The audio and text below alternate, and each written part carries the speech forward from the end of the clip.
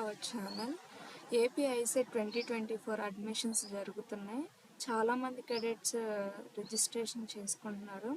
Registration చేసుకున్న తర్వాత మన సర్టిఫికేట్స్ అనేవి వెరిఫికేషన్ ఎలా జరుగుతున్నాయో మనకి తెలియాలి అంటే మనకు ఒక మెసేజ్ వస్తుంది మన నెంబర్కి.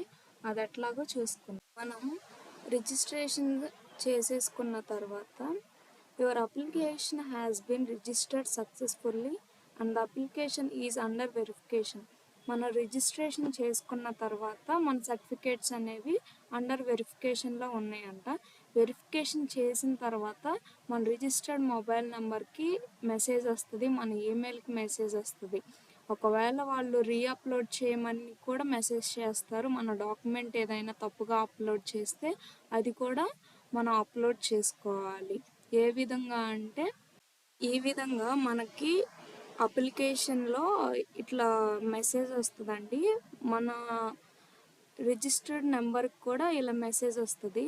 Your application has been verified by the component authority and you are eligible for exceeding web options as per the schedule అని వస్తుంది.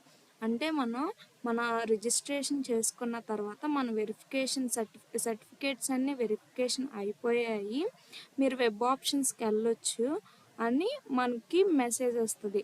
దాని ప్రకారం మనం ఇంకా రీఅప్లోడ్ చేయాల్సిన అవసరం ఏం లేదండి. మనం డైరెక్ట్ వెబ్ ఆప్షన్స్కి వెళ్ళిపోవచ్చు.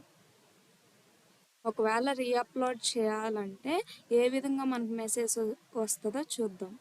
మన సర్టిఫికేట్స్ వెరిఫై అయిన తర్వాత మనది ఏమైనా సర్టిఫికేట్ మిస్టేక్ ఉంటే రీఅప్లోడ్ చేయమని మనకి మెసేజ్ వస్తుంది. ఏ విధంగా అంటే ఇక్కడ మనకి ఎన్ని డాక్యుమెంట్స్ అయితే రీఅప్లోడ్ చేయమని చెప్తారో అక్కడ 1, 2, 3 అని కాలమ్స్ ఇస్తారు. మనకి అది లేటెస్ట్ సర్టిఫికేట్ అయి ఉండాలండి.